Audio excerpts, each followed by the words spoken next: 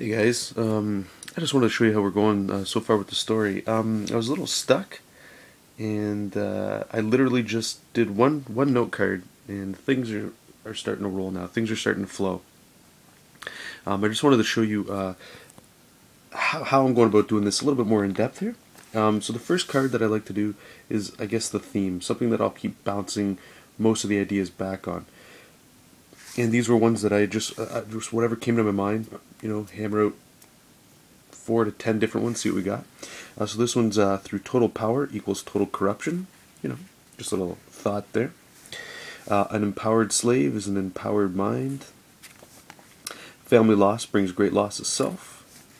Nothing lost is nothing gained. Victory of the mind shatters all chains. These little ideas that are coming that might sound to me at the time interesting. And the one that I ended up choosing to go through the rest of the story is courage frees you from bondage. And this could, that could mean a lot of things. Courage could free you from being bullied at school. Courage could free you from, an oppressive government or some big bad villain. And I'm starting to think I'm going to go with a fantasy theme. But anyway, that's one we picked up, or genre, sorry, fantasy genre. And got my Act 1, Act 2, and Act 3 finished, and the beginning, middle, and end of Act 3. So how I started is once I picked the Courage Frees You from Bondage, I started with my Act 3, which is main character defeats oppressive villain. It's usually there's few ways a story can end, but I like to know the ending. So that's the one I went with. So the opposite of that would be your Act 1, or mine in this case, would be main character sees and knows only oppression. So everything around him is oppression. All the people around him, they're slaves, they're in bondage and things like that. And he only knows the concept of courage from old legends. There haven't been any heroes in a long time. So the next step is Act 2. What happens between Act 1 and Act 3? That's your Act 2. So somehow he gains knowledge of the past through history. He gains knowledge of courage, that concept, through history. So that could be it'll probably end up being like an old wizard character, maybe an old friend, a magic creature, who knows, something. And from there, go back to Act 3. Again, I like to start always with the ends, and then that way I know where I need to go, and it helps me with foreshadowing and things.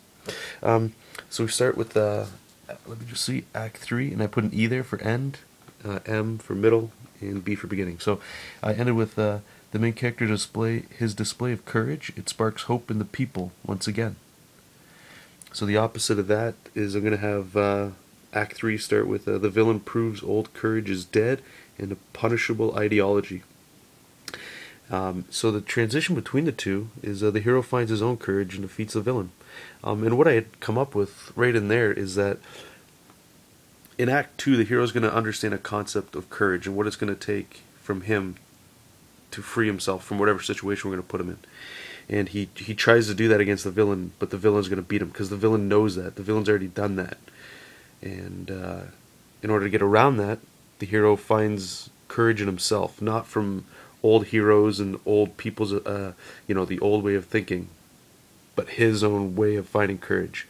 And through that, he'll somehow defeat the villain. Whether, I don't know if we're going to go pure murder and things like that at this time, just a defeat. Maybe he just sends him packing. Maybe he just puts him in jail, something like that. But anyway, so it's going smooth so far. But Act 2 is always is a big beastie guy, so that one's going to take some time. But yeah, just want to do a quick update, and talk soon.